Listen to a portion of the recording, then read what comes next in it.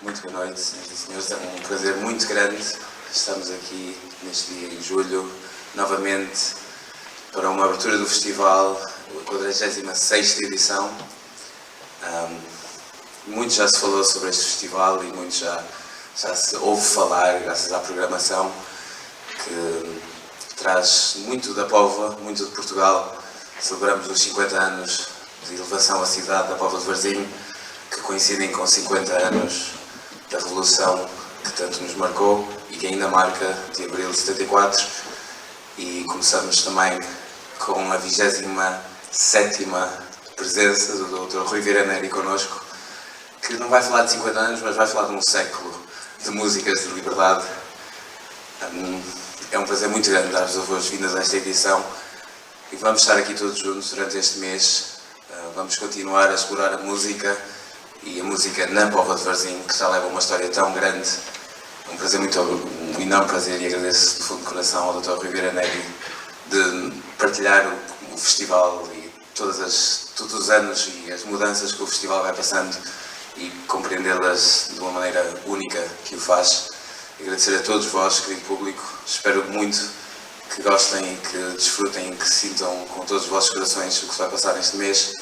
Agradecer à Câmara Municipal da Póvoa de Varzim e à DG Artes, especialmente, por também acreditarem e perceberem a importância que o festival tem no município, no norte de Portugal e em todo o país, na verdade. Muito obrigado, seja um ótimo festival. Dr. Rui Vieira Neri, também.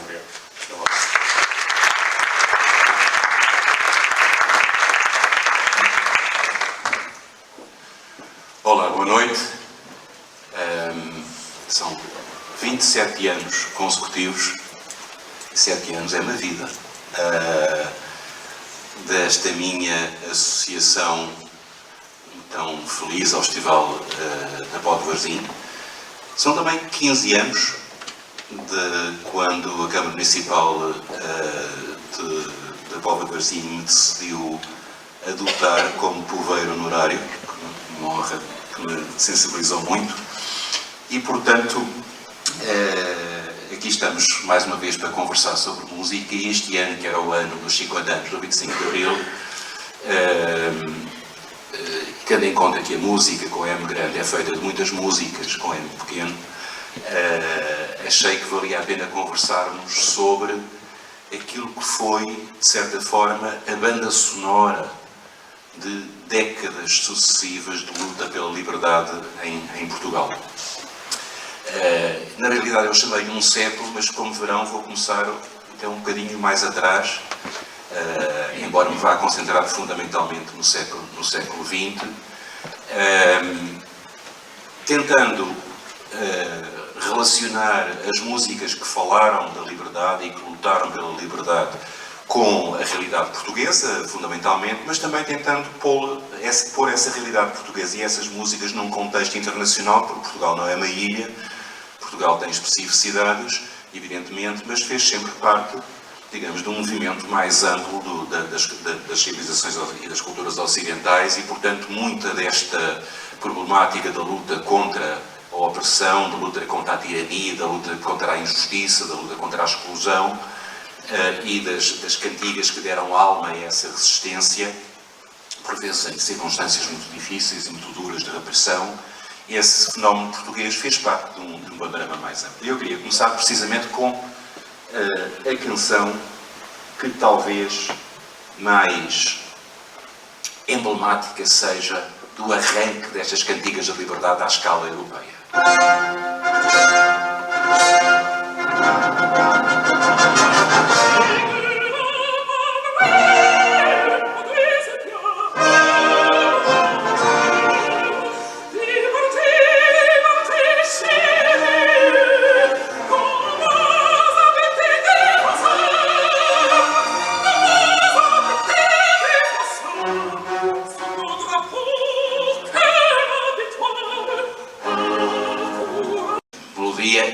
obviamente, La Marseillaise, a Marselhesa, o hino da Revolução Francesa, foi composto em 1792. A Revolução Francesa tinha começado em 1789 e estava numa situação trágica, porque havia uma coligação de exércitos de várias monarquias europeias, aliadas, portanto, do rei deposto Luís XVI, que estavam a invadir a França e, por conseguinte, era preciso reunir os cidadãos da França numa luta simultaneamente pela independência nacional e pela República, pela democracia recém-estabelecida. E, portanto, o que eles dizem é que o estandarte sangrento da tirania ergueu-se contra nós. Nobre povo, não. E daí nasceu.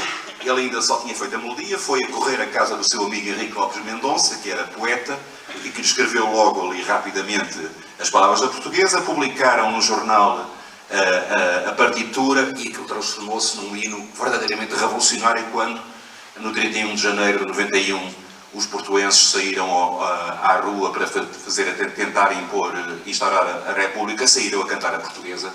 E a partir daí a portuguesa ficou um símbolo da revolta republicana, que seria justamente a revolta em nome dos princípios republicanos da fraternidade, da igualdade, da liberdade.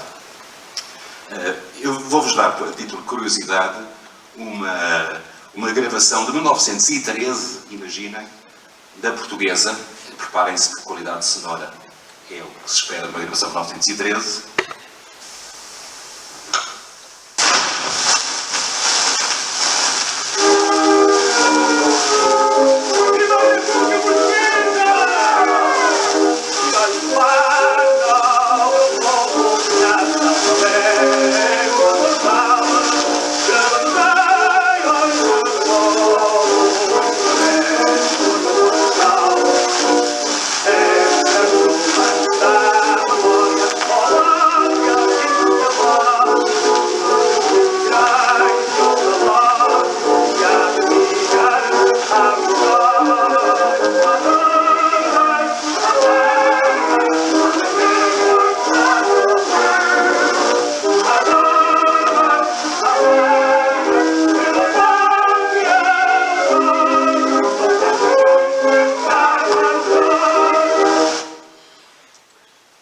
Portanto, podíamos passar aqui várias horas ouvindo hinos de liberdade, hinos de independência, ou seja, hinos que falam sobretudo da questão da liberdade política.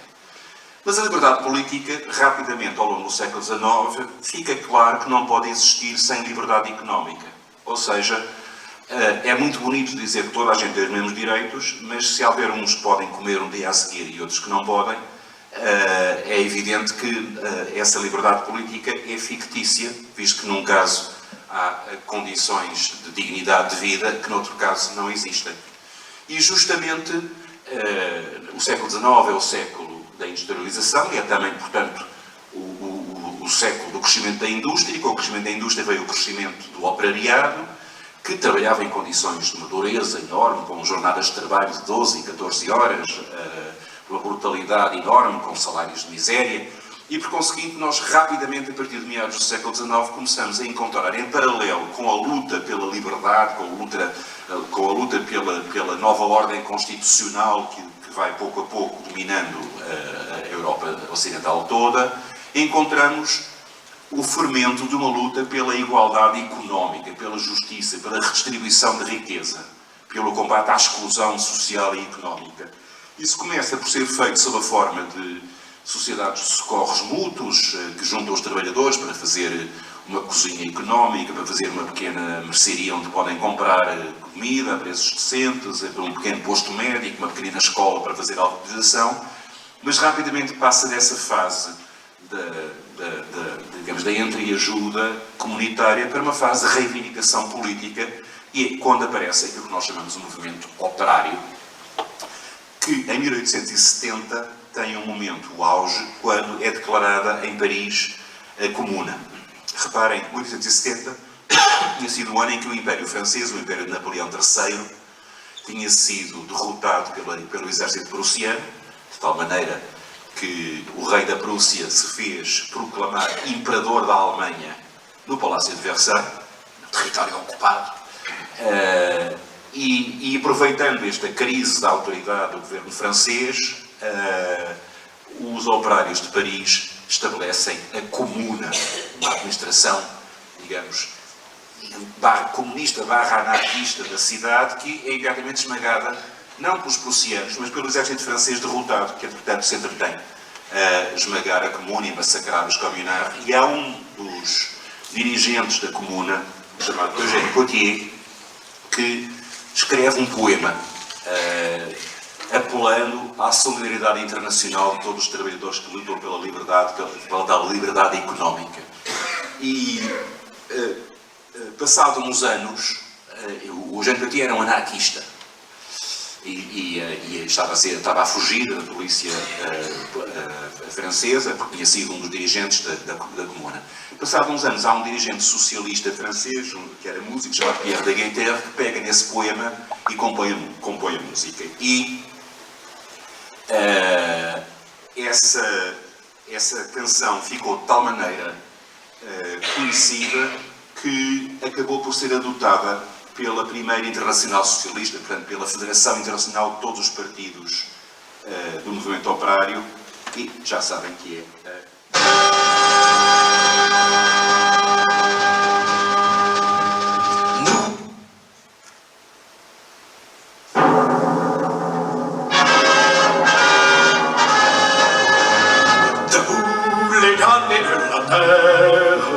debout les forçats de la faim. La raison tonne dans son cratère, c'est l'éruption de la fin. Du passé, faisons table rase, foule esclave, debout, debout. Uma vez, este movimento operário tinha uma dimensão internacionalista muito grande, embora tivesse divisões ideológicas e políticas também muito grandes. Havia os que achavam que era preciso abolir as fronteiras e a autoridade do Estado, os anarquistas, que achavam que tudo se resolvia com comunas de poder popular, decidido por assembleias. Havia os que achavam que o Estado tinha que exercer a autoridade para obrigar à mudança social e económica, e ambos se desentenderam rapidamente e foi cada um para o seu lado. Havia os que achavam que se fazia tudo através de reformas graduais, outros achavam que se fazia tudo através de revoluções, e portanto o que era uma visão global de mudança social acabou por se traduzir em correntes muito diferentes de pensamento político-ideológico, mas canções como a Internacional ficaram como imagens de marca.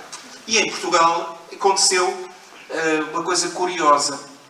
A canção, o género musical mais querido aos trabalhadores, às classes populares portuguesas, sobretudo na zona da Grande Lisboa, que era a zona principal do desenvolvimento industrial em Portugal, era o fado. O fado é que falava do dia-a-dia das pessoas pobres, dos bairros pobres da cidade, das suas angústias, das suas incertezas, das suas festas, das suas tristezas, e por conseguinte vamos ter uma quantidade de fados com letras muito militantes, muito empenhadas politicamente, às vezes a falarem dos dirigentes anarquistas como Proudhon, ou Bakunin, ou Kropotkin, dos dirigentes socialistas como Engels e Marx, dos dirigentes socialistas portugueses como José Fontana ou Antero de Quental. Eu vou-vos dar dois pequeninos exemplos de fados operários, estes fados operários que circulavam e que se cantavam sobre melodias muito conhecidas, os fados principais, mais tradicionais, o fado corrido, o fado moraria, e que sobre cada uma dessas melodias podia-se cantar qualquer poema cuja métrica se adaptasse a essa melodia. Portanto, vamos ver.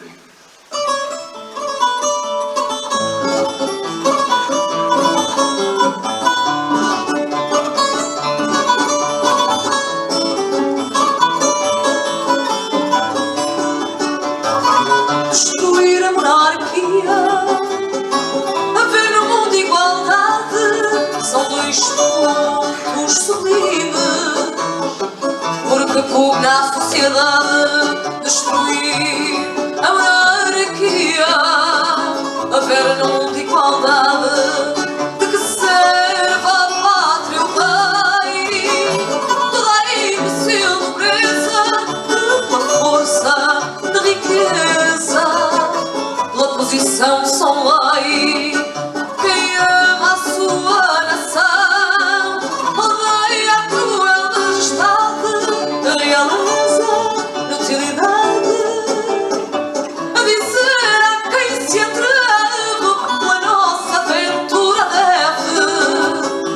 a ver no mundo igualdade.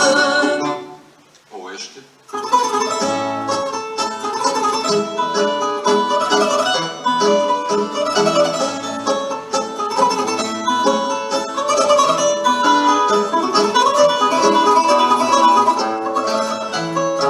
Descobre tão milionário, vai o enterro a passar. É o corpo de um operário que veio a trabalhar. Uma pedreira bateu de uma forma inesperada, mas ao dar-se no calhar, um pobre operário morreu.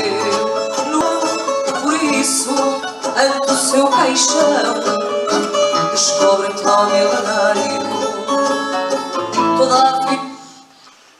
E como estes, há dezenas, largas dezenas, se não mesmo centenas, de poemas que não são grande poesia, evidentemente, mas rimam revolução com coração e farda com espingarda, e está feito o poema e serve para passar palavras de ordem, para mobilizar as pessoas.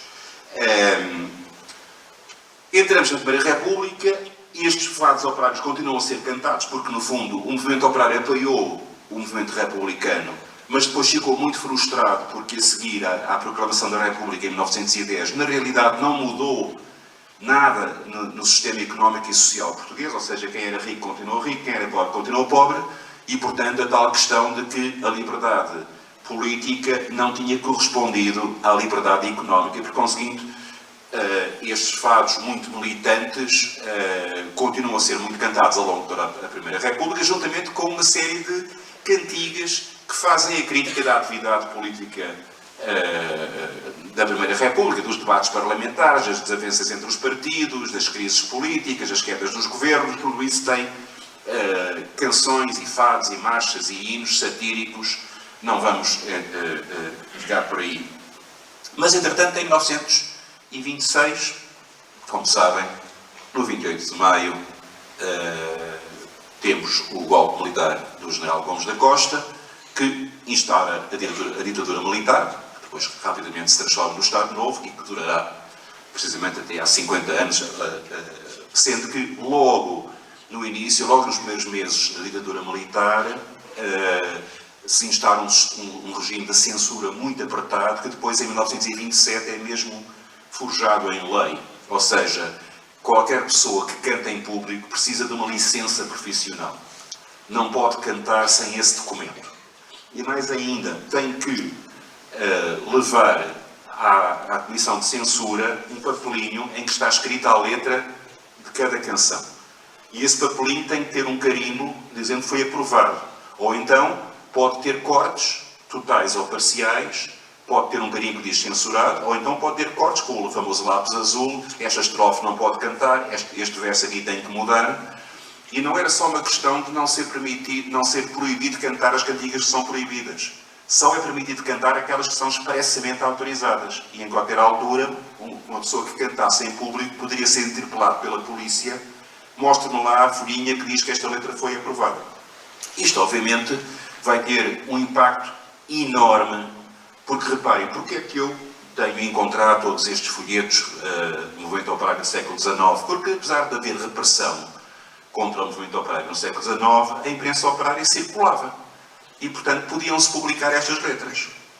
E publicavam-se, e, por exemplo, eu tenho algumas edições editadas pela Livraria Barateira, em Lisboa, que é uma livraria popular muito famosa. Eu tenho, por exemplo, panfletos ou livretezinhos com versos que já são da 38ª edição. Portanto, imagine, isto vendia-se como penzinhos, era muito barato, era um papel ordinário, com uma impressão muito barata, e, portanto, isto tinha uma enorme difusão.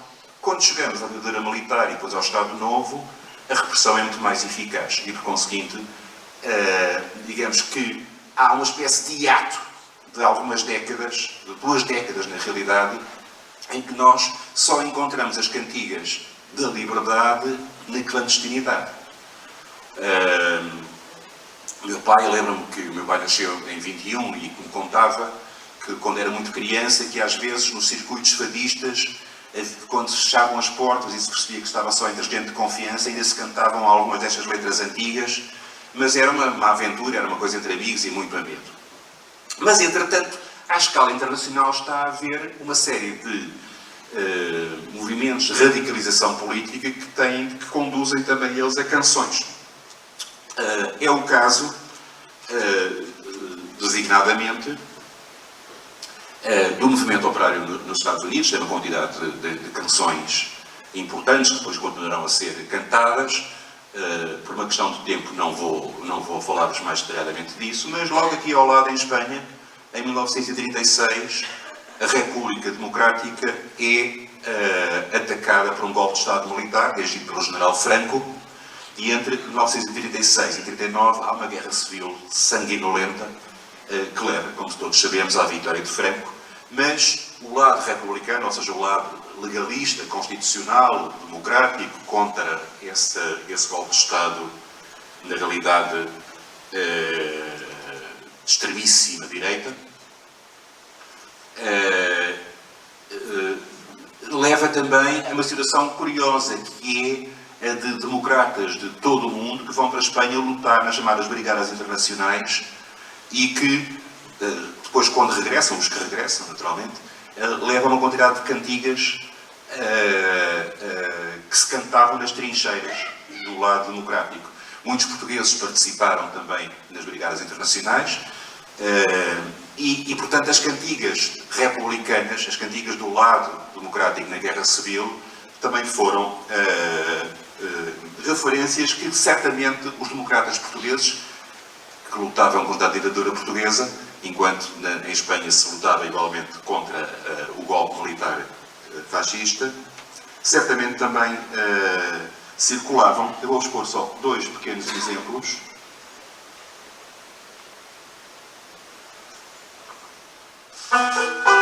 Duas cantigas da Guerra Civil.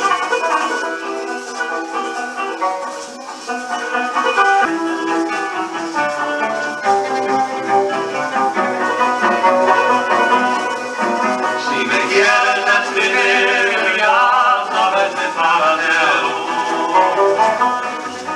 Si me quieres escribir, ya sabes de paradero. En el frente de Gandesa, primera línea de fuego. En el frente de Gandesa, primera línea de fuego. Si tú quieres comer bien barato y de buena forma, si tú quieres comer bien